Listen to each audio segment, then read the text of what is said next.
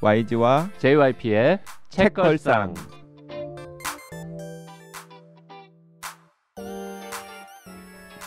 책에 관한 걸쭉하고 상큼한 이야기. YG와 JYP의 책걸상이 찾아왔습니다. YG 강량구입니다. JYP 박재영입니다. 이번 주에는 강주원 박사님의 휴전선엔 철조망이 없다를 읽고 있는데요. 사실 지난 시간에는 이 책을 안 읽고 우리 앞에 책을 주로 읽은 것 같긴 합니다만. 네, 압록강, 두만강, 특히 그 신의주를 1km 앞에 두고 압록강 반대편에 있는 단둥을 가지고 이야기를 많이 나눴었는데요. 네, 강주원 선생님, 예. 이번 시간에는 이제 진짜 휴전선 얘기 집중해서 해볼 텐데요. 예, 알겠습니다. 휴전선엔 철조망이 없다, 이 제목은 누가 지었습니까? 제가 처음부터 생각하고 있던 제목이 요번에 우연찮게 계속 같습니다. 왜냐하면 자꾸 강연에서 물어보신다면서요. 예. 휴전선에 진짜 철조망이 있어요, 없어요? 그러면 예. 다들 있지 않아요? 예. 그 지난 시간에도 우리도 그렇게 생각했잖아요. 그 휴전선에는 그 뭐가 있어요? 뭐 표시가게도 있어야 될 거 아니에요? 말뚝이 있는 셈이죠. 예. 말뚝이 근데 일렬로 쭉 돼 있는 건 아니죠.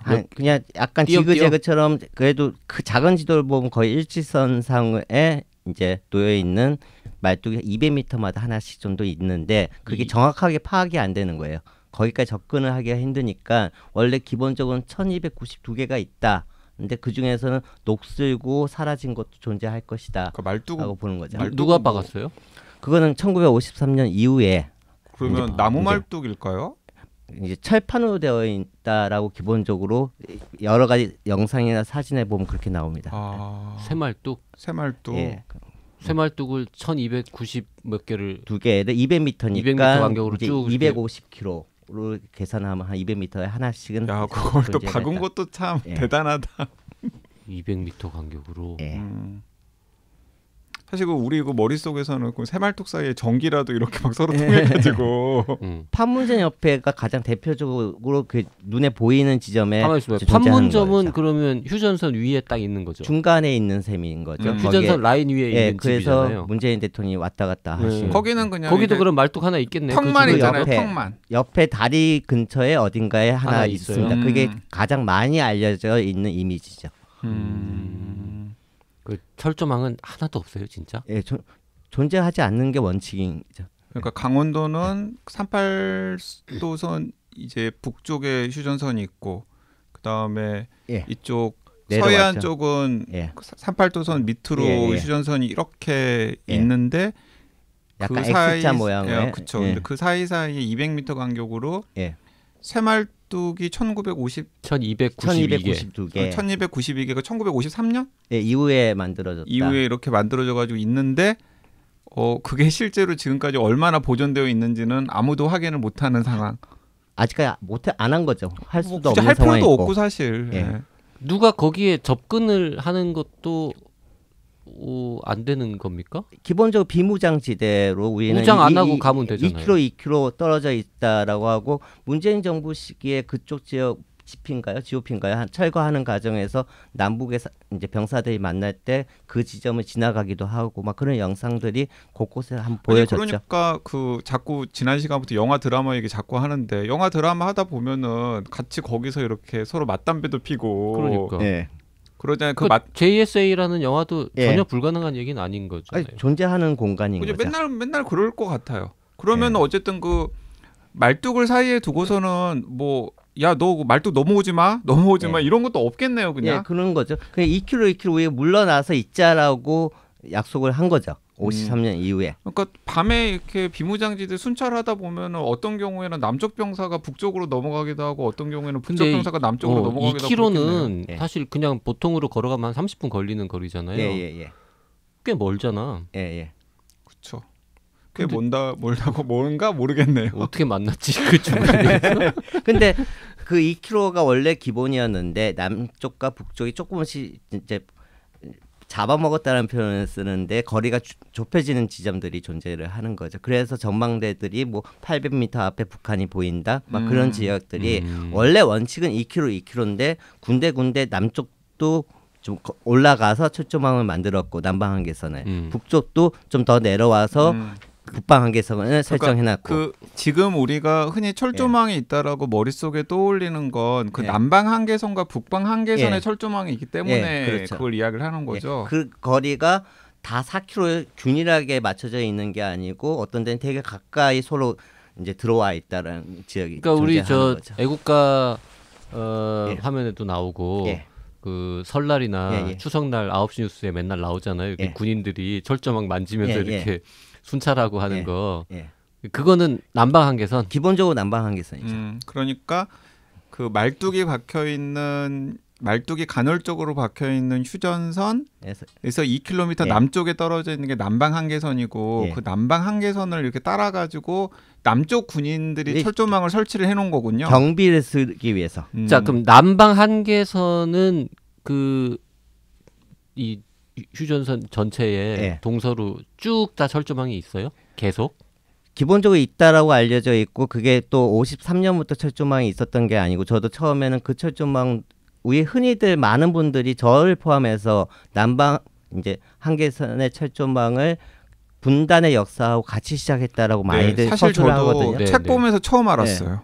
흔히들 뭐 에세이를 쓰든 어떤 감상적인 문장을 쓸 때 분단의 역사 속에 우리 철조망의 역사도 같이 흘러왔다라고 하지만 저도 그렇게 알고 있었는데 제가 연구한 건 아니지만 그 철조망조차도 68년 전후부터 만들어지기 시작했고 한 5년 걸렸다. 68년이 그때 아닙니까? 김신조. 그러니까 그 김신조 그 청와대 습격 미수 사건 전까지만 하더라도 그 남방 한계선조차도 조금 한 군데씩은 만들어지고 있었어요. 파주 쪽에 67년에 있었는데 68년까지는 남방 한계선에도 철조망이 없었다. 그러면은 진짜 맘만 먹으면 왔다 갔다 하는 게 상당히 가능했을 수도 있겠네요. 그것에 대한 연구라든가 그렇게 제가 많이 못 찾아봤지만 없는 것 같아요. 많이. 그래서 그 궁금한 지점이 50년대, 60년대 어떻게 살았을까? 한쪽에서는 그 당시에 뭐 소규모의 전쟁이 많았다는 이야기를 많이 이야기하신 분들이 존재하지만 전쟁만 있었을까? 아니면 다른 뭔가의 교류는 있지 않았을까에 대한 상상력은 거기서 좀 발휘할 수가 있는 거죠. 지금 우리들의 머릿속에 이제 북한이랑 국경에는 약간 그 2중 3중의 철조망이 항상 머릿속에 딱 떠올리잖아요. 그런데 그게 일단은 그 휴전선이라고 하는 비무장지대 안에는 철조망이 없고 말뚝만 있고 그다음에 이 군인들이 맨날 이렇게 막 딱딱딱딱 두드리고 다니는 그 GOP 그 남방 한계선의 철책마저도 1968년 이전에는 없었다라는 사실은 그 완공되는데 한 5년 정도 걸렸다라고 이야기가 나오는 걸 봐서는 우리가 흔히 상상한 철조망의 개념, 남방 한계선이든 민통선이든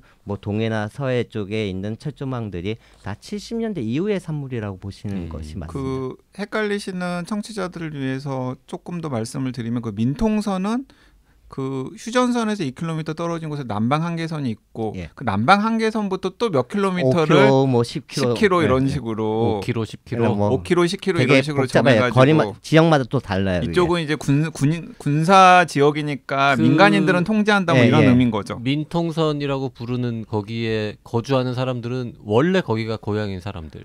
민통선 내부에 원래는 없었지만 새롭게 마을이 형성된 경우도 있고 또 어떤 지역에 보면 또 53년 이후에 또 들어가서 살고 있는 분들도 계시고 그러니까 민통선 이 민북 지역이라고 이야기하는데 그 지역에 저희는 흔히들 민간인들이 그렇게 많이 존재하지 않는다라고 하지만 또 들여다보면 거기에 민간인들이 많이 살아왔습니다. 또 그 북방 한계선에도 그럼 철조망이 있겠네요. 기본적으로는 있다라고 알려져 있는데 그거에 대한 정확한 정보는 없는 것 같아요. 그 이제 이 책에서 보다 보면 참 재밌는 게 막 이거 휴전선 철조망 잘라서 만들었다고 무슨 미술 작품도 만들고 어디 외국 가서 전시회도 하고 로마에 가서 하셨죠. 선물도 주고 막 십자가로 만들어가지고 교황청인지 뭐 어디 교황님께 드렸죠. 교황님한테 거짓말을 한 거네 그러면. 본의 아니게 그렇게 된 것 같아요. 휴전선에는 철조망이 없는데 교황한테 가서 뻥을 친 거야. 이게 지금 휴전선에 있던 철조망을 잘라서 만든 십자가입니다. 선생님께서 너무 시원하게 말씀해 주시네요.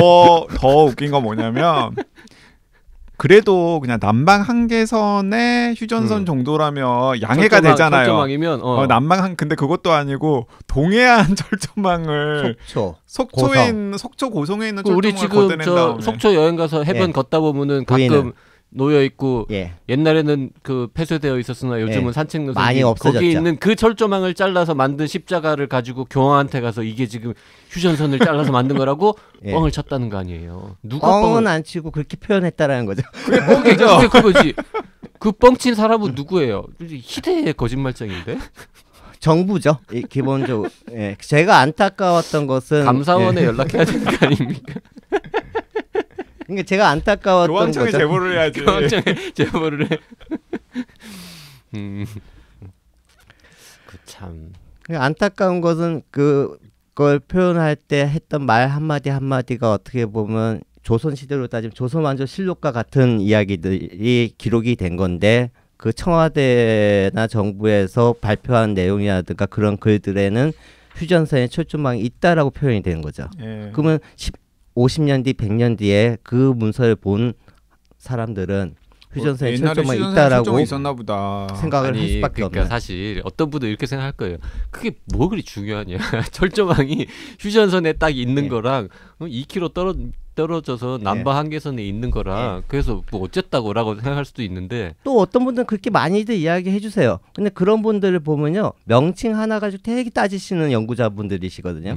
우리가 탈북자라고 이야기해야 돼. 북한 이탈 주민이라고 이야기해야 돼. 저쪽 북쪽이라고 이야기해야 돼. 막 그런 거 가지고 격렬하게 논쟁을 하시는 분들인데 또 이 문제 가지고는 좀 약간 너그러우신 분들이 또 생각 외로 많아요. 근데 제가 진짜 바보 같은 게 저는 DMZ 환경 생태 이런 데 관심이 좀 많고 뭐 관련해서 DMZ 근처에서 군 생활도 하지 않았습니까?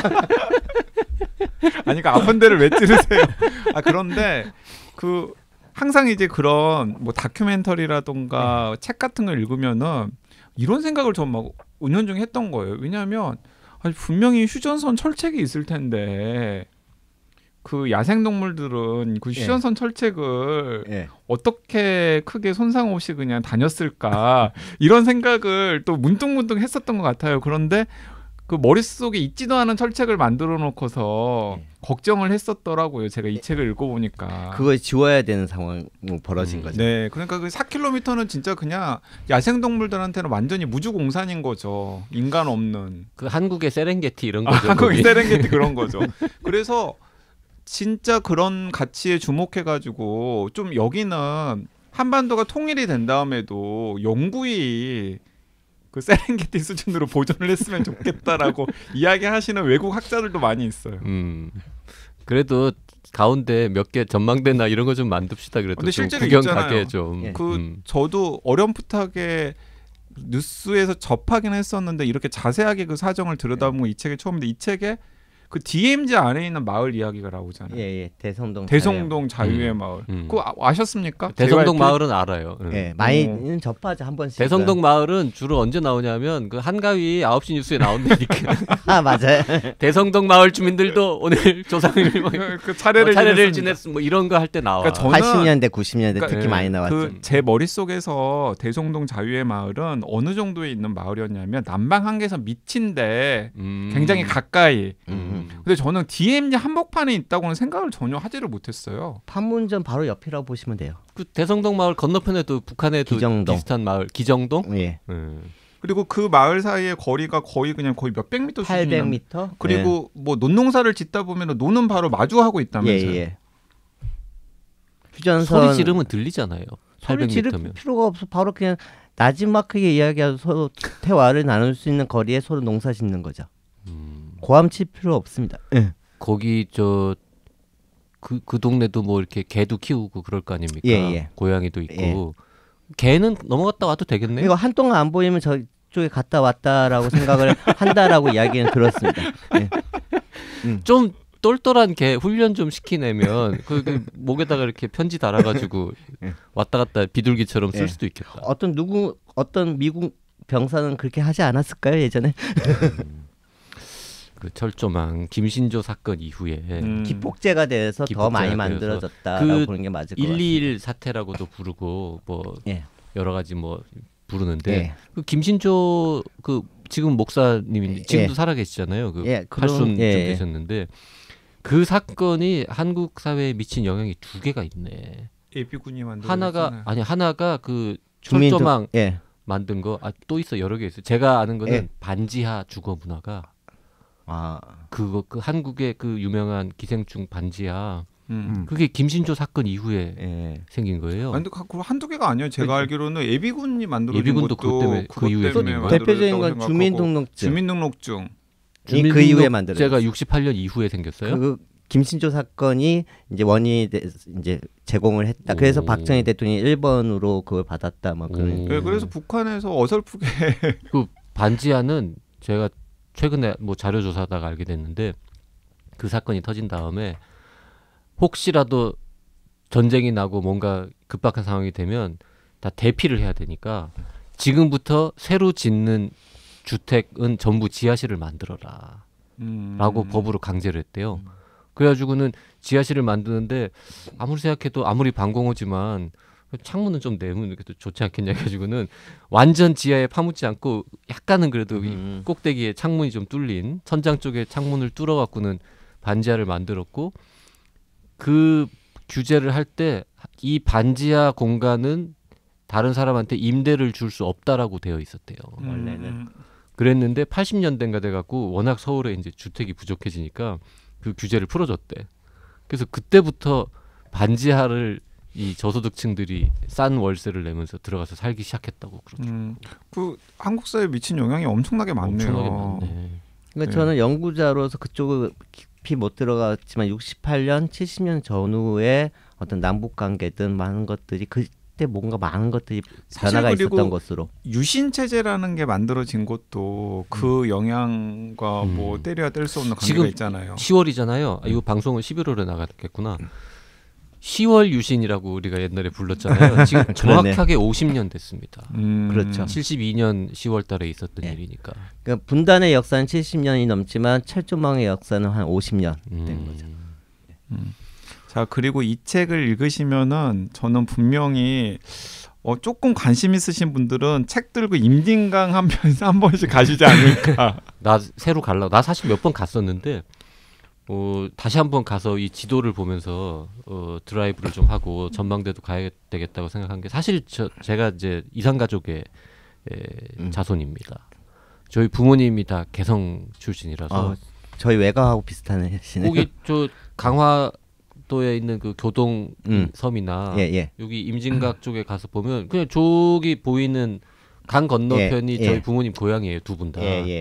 그래가지고는 이제 부모님 모시고 거기 가가지고는 저기 그 몇십 년 전에 떠나왔는데도 거기 가면 막 또 가슴 뭉클해가지고는 막 울먹울먹 하시잖아요 어르신들이. 그래서 몇 번 갔었거든요. 임진각에도 가시고. 임진각도 가고 교동도 가고 하여튼 많이 갔단 말이에요. 하지만 이 책 읽고 약간 배신감 느끼지 않았어요? 이 책 읽고 내가 바라보고 북한인 줄 알았던 땅이 북한이 아니었어. 제가 도대체 어떻게 했었길. 아니 저도 임진각은 자주 가요. 왜 자주 가냐면 제 그 거주지가 일산인데다가 임진각에 사실은 놀이동산도 있고 캠핑장도 있고 막 그렇잖아요. 그렇죠. 그래가지고 그 아이 데리고 놀기가 좋기 때문에 뭐 1박 2일 이런 식으로 거기 가서 캠핑도 하고 그다음 놀이동산에서 뭐 이렇게 그 놀이도 탈 것도 태우고 막 그러기도 하고 그런데 이제 그때마다 저는 손잡고 가서 항상 저기가 북한 땅이야라고 이야기를 해줬는데 설마 강양구 기자님이 그렇게 하실 줄 몰랐습니다. 저는 뭔가 설마 저는 뭔가 이상하다고 생각은 했어요. 뭔가 이상하다고 생각은 했지만 꼼꼼하게 따져볼 생각은 안 했던 거예요. 그런데 이 책을 보다 보니까 차라리 그 파주 그 LG 공장이 있는데 그 어디매가 더 맞죠. 오히려 건너편이 북한 지역인 거잖아요. 맞습니다. 아니 그리고 교동 거기가 진짜 강 건너가 북한이에요. 그렇죠. 거긴 DMZ가 없는 지역이고. 그렇죠. 그 교동은 또 80년대, 90년대 그때 철조망이 만들어졌어요. 그러니까 자유로를 이렇게 쭉 가다 보면은 그 임진강 건너편으로 다 볼 수 있는 거잖아요. 북한 땅 그리고 북한 DMZ 남쪽 DMZ 실체는 없지만 휴전선의 그 육지 휴전선 처음 시작되는 곳 그다음에 남쪽 DMZ. 자, 그러니까 여러분한테 청취자분들한테 이제 확실하게 일단 팩트 체크를 하자면 일단 휴전선에 철조망이 없어요. 그건 사실이고요. 임진각 건너편에 보이는 땅은 한국 땅입니다. 시야에 보이는. 임진각에서 바로 내다 보이는 저 물 건너 있는 저 땅, 저거는 한국이에요. 그래서 그 임진각에 있는 카페에 앉아가지고 이제 저 같은 바보 아빠가 옆에 있는 아이한테 저기 건너 보이는 땅이 북한 땅이란다라고 하면은 코웃음을 쳐주시던지 아니면 아이를 위해서 이렇게 정정을 그러니까 팩트 정정을 해주시면 임진각에서 한 2km쯤 더 바라봐야 거기가 남방 한계선이고 5km 거기서 2km 거기서 또 한 2km쯤 더 멀리 봐야 휴전선이고 철조망은 없지만 거기서 또 2km쯤 가야 북방 한계선이고 그 다음이 북한 사람들이 그렇죠. 사는 곳이잖아요. 거기 또 평지도 아니다 보니까 산으로 막혀 있기 때문에 북한이 두 개 말씀드렸습니다. 임진각 건너편은 한국이다. 또 하나 말씀드리고 싶은 거는 그 파주 쪽에서 이렇게 차몰고 쭉 올라가면 오두산 통일전망대 지나가지고 이렇게 북쪽으로 가던 길이 이렇게 동쪽으로 이렇게 꺾이는 지점이 있는데.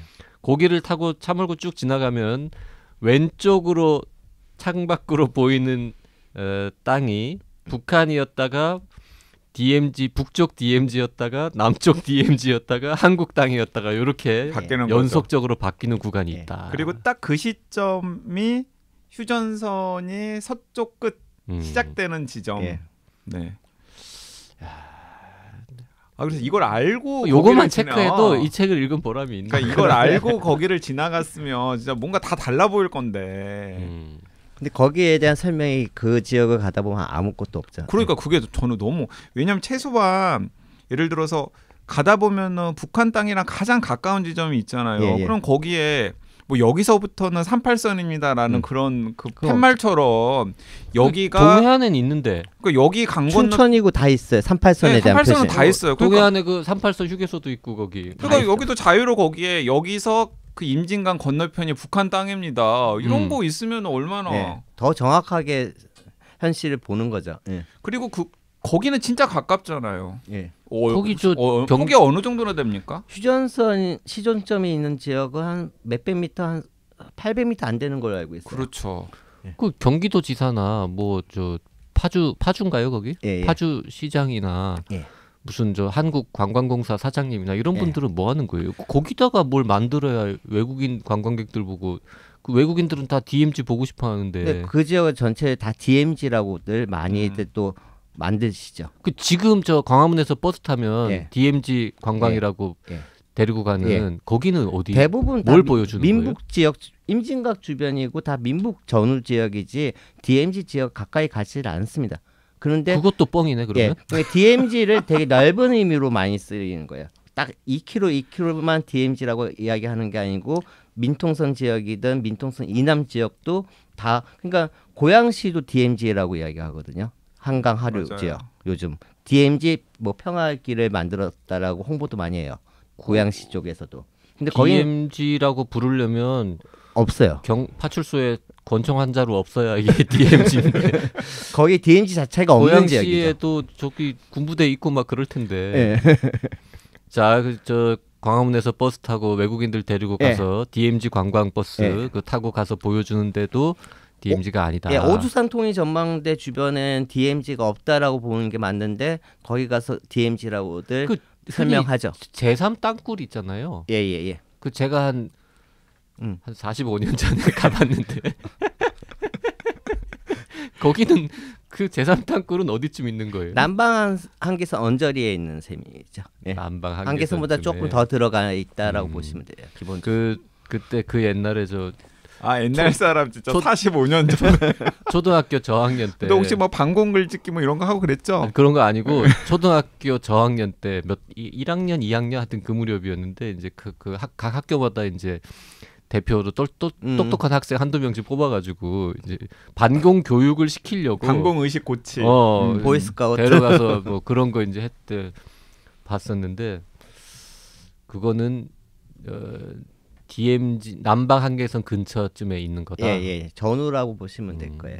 그러니까 사실은 그 임진강 건너가지고 북한이랑 가장 가까운 곳 같은 경우에는 육지도 있는데 철조망으로 쳐서 접근 못하게 해놨잖아요. 예, 민간인 통제선. 통제선으로. 그런데 거기도 조금 더 들어가게 해놓으면 바로 코앞이 북한 땅이라는 걸 훨씬 더 실감나게 확인할 수가 있을 텐데 그런 것도 지금 안 하고 있는 것도 조금. 도라산역을 만들어놨지만 참 외롭게 해놨죠. 네. 이게 인류학자한테 드릴 질문은 아닌 것 같은데 남북 관계가 지금보다는 조금 좋아진다는 전제하에 그 DMZ를 뭔가 세계적인 관광 명소로 만들려면은 뭘 해야 된다고 생각하십니까? 어디다가 뭘 만들면 좋을까요? 그와 관련된 것은 지난 5년 동안 수없이 많이 나왔던 DMZ를 무슨 공간으로 만들자, 유엔 공간으로 만들자라고 이야기하는 계획들은 참 많이 쏟아졌거든요. 근데 저는 기본적으로 인류학적 시각인지 모르겠지만 그런 것을 만들려면 남북 합의가 있어야 되고 등등 여러 가지 합의가 되더라도 몇 년에 걸쳐서 만들어지는 것이거든요. 근데 현실을 들여다보면 지금 현재 가장 빨리 할 수 있는 것은 남북의 사람들이 DMZ에서 모내게 할 수 있는 거거든요. 그건 어느 정도 합의만 있으면 내일이라도 당장 추수라도 같이 할 수 있습니다. 그런 것들 먼저 하는 것이 지금 할 수 있는 걸 먼저 하는 게 더 의미가 있지 않을까. 저는 그렇게 생각하는 거죠. 나는 확실히 뭔가 약간 사기꾼 기질이 좀 있나 봐. 뭘 생각하셨는데? 나는 뭐 거기 한류스타 공연장 같은 거 만들고. 거기서부터 아니 한류스타 공연장 같은 걸 DMZ에다가 만들면 DMZ가 망가지잖아요. 저도 거기에 좀 발전시키면 추수를 할 때 농악이 옛날이라고 하면 뭐 한류스타도 와서 노래도 부를 수도 있는 거고 등등 거기에 축제 공간을 만들 수 있다라는 그런 건 가능하겠죠. 이제 이미 다 좀 망가진 공간, 판문점 같은 그런 공간에다가 되게 큰 공연장 같은 걸 만든 다음에 이제 그런 데는 뭐 한류스타 공연장 이런 걸로 만들 수 있겠지만 저는 오히려 그 강조 선생님이 책에서 강조하셨던 것처럼 계속 왜 임진강은 압록강이나 두만강처럼 될 수 없느냐. 한강하고는 왜 임진강이나 압록강이나 두만강처럼 될 수 없느냐. 공유하는 똑같은 조건이거든요. 압록강, 두만강처럼 양국이 그냥 고기도 잡고 왔다 갔다 할 수 있는 왔다 갔다 원래 할 수 있는 공간인 거죠. 그렇죠. 그러니까 원래 거기는 공유수역이잖아요. 휴전 협정에 의하면 그런 거잖아요. 배도 왔다 갔다 할 수 있고 중립수역이기 때문에 압록강과 두만강하고 똑같은 조건 속에서 살 수 있었는데 이 지역을 다르게 해석을 하면서 이제 금지의 공간으로 더 성격을 지금 그 거죠. 공간에는 아무 배도 안 다닙니까 그러면? 한두 번 그 평화의 배라든가 그걸 이제 띄우는 시민단체 운동이 있었죠. 그런 것들이 이제 활성화되지 못한 거죠. 한강하고나 임진강을 관광지 뭐 관광 유람선 같은 걸 띄우지 못하는 것도 거기가 군사적으로 예민한 지역이기 때문에 그런 거죠. 그게 이제 지대 진작을 겁나서 못하는 거고 뭐 유엔의 허락이 있어야 된다 등등 여러 가지. 누가 책임질 거야 이런 거겠죠. 근데 원래대로 하면은 사실 외국 관광객들 태워가지고 유람선으로 이렇게 내려가서 북한 땅에 내리고 손만 배에서 안 떼면 사실 되는 거예요. 그게 원래 조건이 다 휴전 협정상으로는. 그리고 저기 그 사람들한테 그 한강하고 임진강 만나는 곳까지 가가지고 거기서 저쪽이 북한 땅이고 이쪽이 한국 땅이다 이런 것들만 외국 사람들한테 보여줘도 그게 엄청나게 사람들이 관심 많을 텐데. 그런 소소한 것부터 시작을 하는 게 더 현실적인데 오히려 더 큰 이야기 마치 뭔가 많은 합의가 들어가야 되고 돈이 들어가는 것만 생각하니까 더 안 되는 것 같다라는 그 남북 관계만 좀 좋으면 금강산 관광에 뭐 실험도 있었고 하니 사실 한강 유람선 같은 거를 맞아요. 임진강에다 띄워가지고 뭐 근사한 밥도 주고 하면서 비싸게 받고 뭐 100불 막 받고 이렇게 배 한번 태워주면은 외국인들 탈 것 같은데? 나도 일단 가서 한번 탈 것 같은데? 탈 것 같아요. 저도. 근데 한국의 현실 그런 공간인지 모르고 있기 때문에 그걸 할 생각을 못 하고 있는 게 어떻게 보면 지금 한국 사회 현실. 사실 그 한국 사람들이 단둥 많이 가가지고 그 압록강 유람선 타는 것도 그거 타고 이렇게 북한 땅 가까이서 볼 수 있다라는 것 때문에 그 유람선 타는 거잖아요. 그런 유람선 있어요? 제일 많이 타시는 거죠. 제일 많이 타는 거예요, 그게. 내가 중국 관광을 한 번도 안 가봤잖아. 코로나 풀리면 같이 가시죠. 중국 출장만 여러 번 갔지 놀러 간 적이 한 번도 없거든. 몰랐네. 근데 거기 그 전에 책에 보면은 그 유람선 탄 한국인들이나 이런 반응들 많이 나오거든요. 근데 실제로 그걸 제일 많이 탄대요. 그래 저는 그래서 계속 이거 한강하고 유람선 같은 거 띄우기 시작하면은 관심 많이들 가질 것 같거든요. 몇몇 단체, 시민단체에서부터 한 20년 전부터 꾸준히 노력을 하셨는데 그런 것들이 확장이 되지 않는 현실인 거죠. 그 이 책을 쓰신 이제 저자로서 제일 보람 있는 일은 복잡한 이야기를 떠나서 일단 휴전선에 진짜 철조망이 없고 임진각 건너편은 북한 땅이 아니다. 요거만 사람들이 알아줘도 보람을 느끼십니까? 보람이 있고요. 그걸 알아가는 사람이 한 명이라도 더 늘어나는 게 저한테 보람인데 그게 쉽지는 또 않은 것 같아요. 그만큼 워낙 편견이라든가 잘못된 인식이 있기 때문에 한 연구자로서 개인의 힘으로 그걸 무너뜨린다는 건 쉽지 않다라는 것도 이제 느끼는 현실이죠. 그 강 박사님 죄송한데 그 99쪽에 나와 있는 그 임진강 그림 이거 사진 찍어가 캡처해가지고 이 사진만 뭐 그 자기 SNS에 책걸상 청취자들 뭐 카페라든가 우리 그런데 올려도 됩니까? 알려지면 더 좋아요. 그러니까 왜냐하면 이 지도를 보면 확실히 더 설명을 이해하기 쉬울 것 같아서. 그러니까 우리가 그냥 머릿속에 휴전선은 당연히 남북을 동서를 가로지르는 선이다. 작은 지도만 보면 그렇게 보이죠. 그렇죠. 그렇게 생각하는데 이게 당연히 이제 한강도 그렇지만 꾸불꾸불하다 보니 남북으로 어떤 지역은 남북으로 선이 그어져 있는 지점이 있는 것이고 그게 바로 임진강 하구라는 거죠. 또 동해 쪽 고성 쪽도 그렇고 저 한강 다리 중에 천호대교는 동서로 놓여 있걸랑. 그렇죠. 생각 못 해봤네. 한강 다리도 25개 있잖아요. 이게 다 이제 각도가 다르잖아요. 맞습니다. 근데 보통은 대래도 남북에 가깝게 놓여 있는데 천호대교는 지도 보면요 완전 동서로 딱 있어요.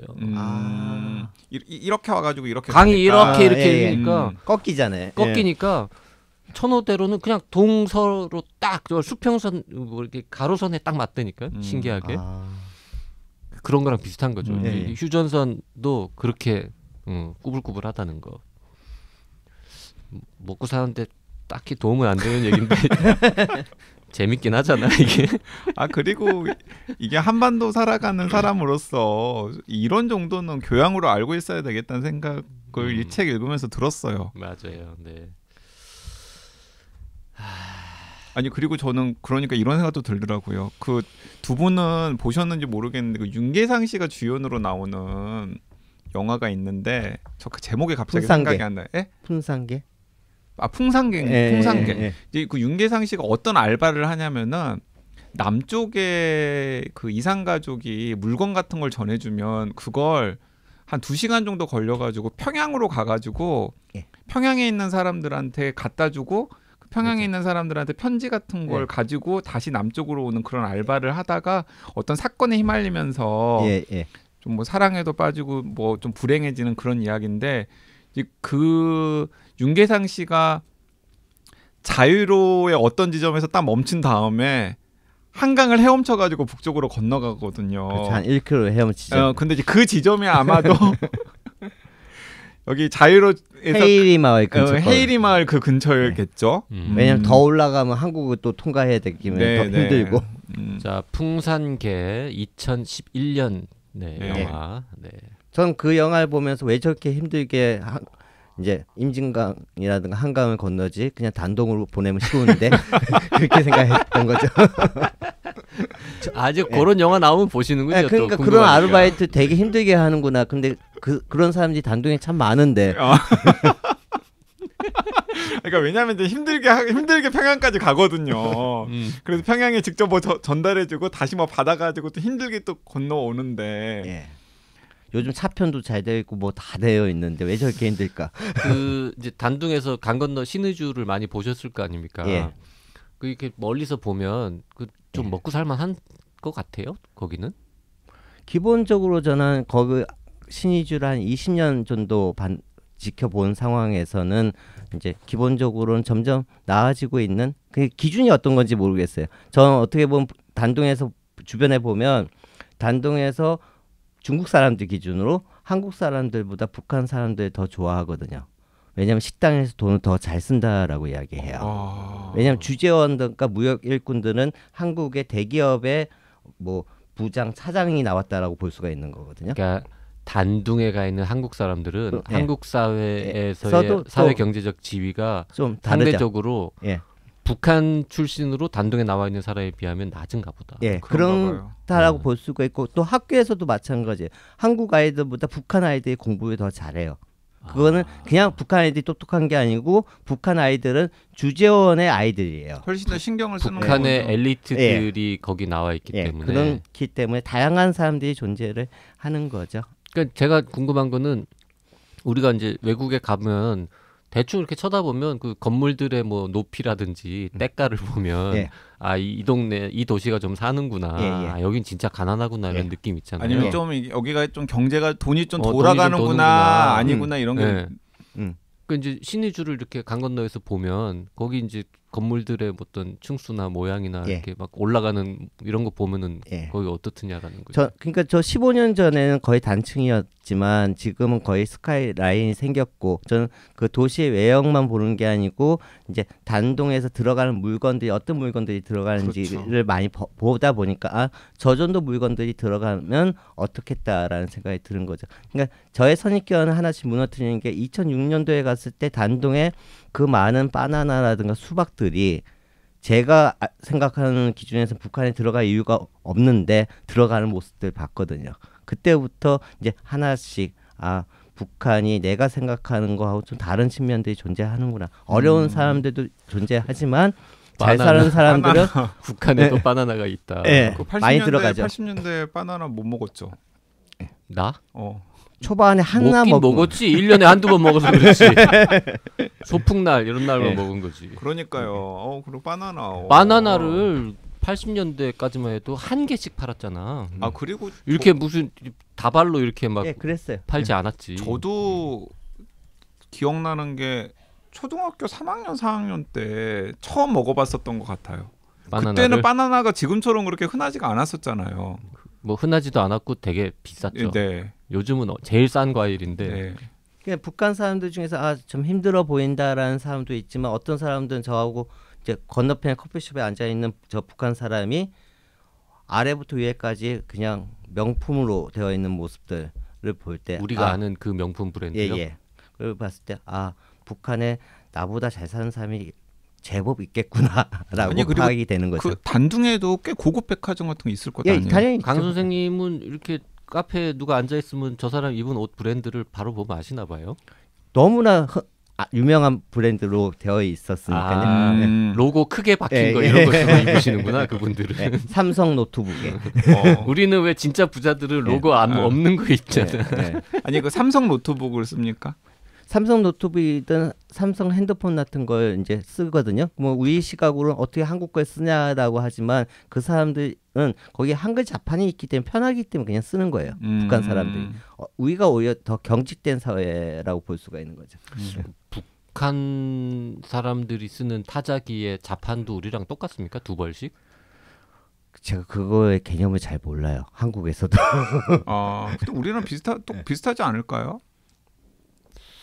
잘 모르겠네요. 한 번도 생각 안 해본 거예요. 그러니까 저는 공병우 박사가 그 세 벌씩이고. 근데 세 벌씩을 쓰실 것 같지는 않고 그냥 쉽게 구할 수 있는 자판기가 두 벌씩 자판기니까 두 벌씩을 사용하지 차이가 나네요. 저는 그런 개념조차를 모르기 때문에. 그러니까 저는 이게 기억을 돌이켜 보면 제가 2005년에 3박 4일 일정으로 평양 한번 갔었죠. 갔다 왔었잖아요. 그때 저를 안내했던 분이 김일성 종합대학 그 조선어문학과 나오셔가지고 그 남북 뭐 그런 공무원이 된 분이 가이드 겸 감시인이죠.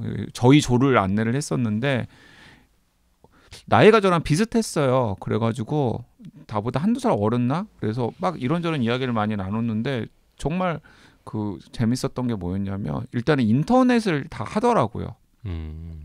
대학에는 인터넷망으로 들어가 있기 때문에 물론 뭐 남쪽 인터넷망 이런데 접속은 못하지만 별로 안 신기한데 거기 해킹도 잘하는데 인터넷 당연히 할 줄 알겠지. 그러니까 인터넷 당연히 무슨 해킹하는 그런 구대원들이 아니라 그냥 일반 대학생들도 다 인터넷 하고 그 당시에도 그 다음에 막아놓긴 했지만은 다 우회해가지고 뭐 저한테 그때 제가 인터넷 신문사 있을 때니까 제 인터넷 신문사 주소를 적어갔어요. 꼭 들어가서 그 강 선생 기사 읽어보겠다고. 그래 일단 그게 놀랐고 그 다음에 제가 소프트웨어는 뭘 사용하냐고 물어봤거든요. 그러니까 저는 북한이니까 당연히 좀 약간 특별한 그 소프트웨어를 사용할 줄 알고 있는데 아니 윈도우 쓰고 워드 쓰지 워드 쓰고 엑셀 쓰지 뭘 쓰냐.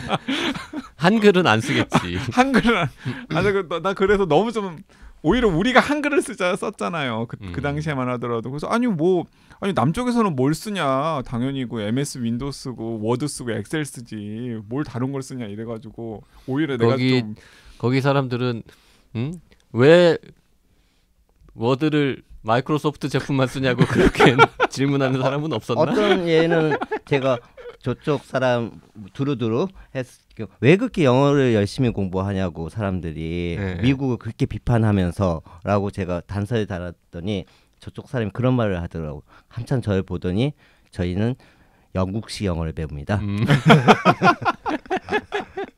라고 이야기하는 거죠. 그 제가 지난 주말에 그걸 봤거든요. 요즘에 약간 머리가 복잡해가지고 가끔씩 주말에 이렇게 돌려보다 이렇게 넷플릭스에서 영화 같은 걸 보는데 강철비 2가 있더라고요. 혹시 보셨어요? 2는 안 봤는데. 네, 강철비 2 영화가 최근에 넷플릭스 떠가지고 봤는데 거기서 재밌는 장면이 나오는데 그 미국 대통령이랑 그리고 북한 주석이랑 그 남한 대통령이 잠수함에 인질로 잡히잖아요. 가지고 그런데 이제 이야기를 하다 보니까 한국 대통령이 영어를 제일 못하는 거예요. 한국 대통령은 영어를 못해. 그래가지고 한국 대통령이 그런데 북한 아마 김정은을 롤모델로 한 거겠죠. 아주 북한 주석은 영어를 되게 잘하는 거예요. 그런데 이제 북한 주석이 아마 자꾸 통역을 해달라 그러니까 아니 영어를 왜 그렇게 못하냐. 이 남한 주입식 영어 교육의 문제라고. 막 이렇게 막 꼬집는 장면이 나오는데 그 국방위원장 역할을 이제 유연석 씨가 했잖아요. 수리남에서 보니까 영어 잘하더만. 그 북한 사람들이 영어 아까 관심 많다 그랬잖아요. 실제로 영어나 외국어도 잘합니까? 기본적으로 그냥 공부를 많이 하는 걸로. 평양의 기준으로 봤을 때는 공부를 많이 한다. 그래서 저는 이해가 처음 아까 말씀드린 이해를 못했던 거죠. 미국 그렇게 싫어하면서 영어를 왜 배울까라고 했더니 영국식 영어라. 그러니까 제가 말씀드린 피해 간다라는 거죠. 어떤 걸 우리가 고정관념을 바라본 거와 다르게 자기네들은 이거 다양한 이유에서 이걸 쓴다. 무슨 제품을 쓸 때도 그렇게 표현을 한다. 또 오히려 어떻게 보면 굉장히 그런 부분들에 있어서는 실용적일 수도 있겠다라는 생각도 들기도 하고 그러네요. 그러니까 한국에서는 북한의 물건이라든가 그걸 대놓고 쓰지 못하는 분위기. 이거 함부로 쓰면 이거 혹시나 보안법에 걸리는 거 아니야? 달력을 가지고 있으면 걸리는 거 아니야? 라고 하지만 예를 든다면 북한은 이제 제한되어 있지만 가지고 있더라고 하더라도 이거 짝퉁이야 하면서 그냥 넘어갈 수도 있는 뭐 그런 것들이라는 거죠. 언어야 뭐 필요하면 배우게 돼 있죠. 사실 우리도 만약에 중국어나 러시아어가 지금 영어만큼의 어떤 국제적으로 통용되는 언어였다면 우리 열심히 배웠을 거 아니에요. 배웠겠죠. 주입식으로. 주입식으로. 네. 그리고 제가 제일 궁금한 건 북한의 유학생 규모에 대해서 정확하게 모르고 있거든요. 일반 학계에서는요. 제법 많이 나와 있는데 우리가 생각하는 숫자보다는 북한 출신의 해외 유학생 중국뿐만 아니라 역사가 오래됐죠. 독일이든 뭐 유럽 쪽에 몇 명이나 되는지 혹시 아세요? 정확하게 저도 잘 몰라요. 어떤 독일 쪽에 한 뭐 300명 있었다 막 그런 이야기도 있고 막 그런데 그 규모에 대해서 우리가 접근이 힘드니까 그 JYP도 확인해 보면 좋을 것 같은데 그 인도의 그 WHO 서태평양 본부가 인도에 있잖아요. 서태평양 본부라고 해야 되나? 그런데 거기에 필리핀에 있는 거 말고? 필리핀에 있는 거 말고 이제 뭐 태평양 본부가 2개가 있는데 하나는 필리핀 마닐라에 있고 하나는 또 인도에 있다고 그러더라고요. 그 인도에 그 북한 WHO 담당 직원이 와가지고 일을 하고 있다고 그러더라고요. 그걸 JYP가 왜 확인해야 되죠? 아니 그 우려 전문 매체도 운영하고 계시니까. 의료 굳이 따진다면 북한 해외 노동자들이 그냥 1차 산업에만 종사하는 게 아니고 특히 아프리카 쪽에는 북한 의사분들이 제법 많이 나가 있는. 자 이번 주에는 인류학자이신 강주원 선생님께서 단둥에서 오랫동안 사실 한 15년 왔다 갔다 한 세월은 20년 가까이 20년 가까이 15개월 좀 거기서 살았고 왔다 갔다 한 20년. 네. 그러니까 사실은 거의 그냥 반은 단둥 사람이라고 해도 뭐 그렇게 긴 시간 동안 단둥을 베이스 캠프로 해가지고 이 북중 국경에 대한 연구 관찰 이런 걸 많이 쭉 해오셨는데 코로나 때문에 단둥 가는 게 쉽지 않아져서 놀 순 없지 않냐 인류학자가. 그래서 이제 DMZ 관련 또 연구를 하셔가지고 책을 냈단 말이죠. 아마도 인류학자로서 다음에 진짜 언젠가 꼭 하고 싶은 거는 북한에 직접 들어가서 북한 사람들은 어떻게 사는지 신의주 특히 이런 거를 몇 년 동안 관찰해가지고 논문 쓰고 이렇게 하면은 전 세계가 막 주목할 거 아닙니까? 저 20년 전부터 그게 가능할 거라고 생각을 하면서 살았는데 매번 안 되더라고요. 아직도 안 되고 그게 일종의 약간 꿈 같은 일이군요. 확장인 거죠. 근데 진짜 기회만 있으면 신의주 같은데 한 6개월 들어가가지고 뭐 1년 정도 지내면서 살고 시도는 싶으시죠? 해보셨습니까? 어떤 시도? 혹시 내가 학자로서 북한에 가서 한 1년 살면서 연구를 할 테니 양쪽 정부가 다 허락하면 되는 일이잖아요. 아니, 그 앞에 단계까지는 다 준비되어 있는 상황. 김일성 종합대학 방문연구원 뭐 이런 식의 한번 물어나 보죠. 그 앞에 단계까지는 다 준비를 늘 해왔고 준비가 되어 있는 상황인 거죠. 허락 이제 언제든지 허락만 하면. 허락만 하면. 저는 신의주라고 그냥 찍어서 말씀을 드렸는데 가장 가서 한번 1년이든 2년이든 좀 살면서 관찰하고 싶은 도시는 어떤 도시입니까? 기본적으로 평양인데 저는 평양이 중심이 아니고 해외 여행객들이라든가 많이 가시는 코스가 있잖아요. 그 다음 골목을 기록하고 싶어요. 저는. 진짜 평양 사람들이 사는. 그러니까 미국인이나 영국인들이 써놓은 평양 기록은 좀 있으니까. 그리고 우리 재해동포 분들이 가신 기록들이 있는데 그 다음 거리. 언제가 될지 모르겠지만 하여튼 여러 가지 정치적인 상황이 좋아져서 북한의 방문 교수 이런 걸로 가서 체류하고 그 책이 나올 때까지 책걸상 계속되면 다시 모시겠습니다. 기본적으로 책들이 제 책 같은 경우는 한 일주일, 한 10일 안에 평양에 도착을 하거든요. 그런 이 책이 북한에도 선생님 책들은 북한에도 들어갔어요? 들어간 거 확인은 했었어요. 그만큼 이제 있다라는 거죠. 저만 그런 게 아니고. 김일성 종합대학 도서관 같은 데 꽂혀 있는 거야? 강주원 선생님 책이? 진짜요? 이 책은 아직까지 확인은 못했지만 두 번째, 세 번째, 첫 번째 책 같은 경우는 들어가 있다라고들. 그냥 제 책만 그런 게 아닌 거죠. 한국 책들도 많이 있어요. 자기네들 필요하면 가지고 가는 강양구에 강원과학도 있을까요? 여행 준비의 기술도. 네, 우리 굉장히 이제 가깝지만 사실 아는 게 너무 없는 북한. 그리고 뭐 단둥에 대해서도 사실 뭐 아는 게 거의 없잖아요, 우리가. 나만 그런가? 진짜 저도 강주원 선생님 만나기 전에는 진짜 거의 백지 상태였고 강주원 선생님 만나고 또 강주원 선생님 글이나 책 읽으면서 이제 조금 교양이 쌓인 정도였는데 그러니까 아마도 책걸상 청취자분들께서도 이번 주 월요일 그리고 오늘 방송 들으시면서 새롭게 알게 된 내용 정말 많으실 거예요. 그러게요. 네. 댓글 소개 좀 하고 마무리하겠습니다. 행운의 카자르님 가짜노동 읽고 댓글 남기셨는데요. 제가 주 4일 일해 봤습니다. 월화 목금 좋아요. 일요일 2번 있는 느낌입니다. 스트레스 덜 받고 인성도 좋아집니다. 공식적으로 주 4일 됐으면 좋겠어요. 플리즈. 책은 공감이 많이 갔습니다. 가슴이 고구마 먹은 것처럼 답답해졌어요. 무대 위에서 일해도 일을 늘리는 일이 많습니다. 비수기 때 딱 그렇죠. 돈 안 줘도 되니까 일찍 퇴근하고 싶어요. 사장님 돈 아끼고 난 시간을 아끼고 윈윈 아닌가요? 빨리 일 없으면 후딱 퇴근시켜주는 날이 왔으면 좋겠습니다. 네, 행운의 카자르님 최근에 책걸상 따라서 들으시는 분으로 알고 있는데요. 마리아 비틀 편 듣고서도 또 책을 또 읽으신 것 같아요. 그래서 바로 댓글 남기셨는데 마리아 비틀 재미있어서 악스도 읽고 있습니다. 악스 초반에 풍뎅이 씨가 깡깡과 레몬 낑깡. 낑깡과 레몬 언급하면서 요즘에 안 보인다고 하니까 마음이 아프더라고요. 마리아 비틀에서 죽거든요. 이 두 파트너가. 그만큼 마리아 비틀의 캐릭터가 매력적이었나 봐요. 작가님께서 낑깡과 레몬 주인공으로 나오는 소설을 써주셨으면 좋겠습니다. 강주원 선생님, 저 북한에도 낑깡은 당연히 있을 거고 레몬 같은 것도 있겠죠, 당연히? 있죠.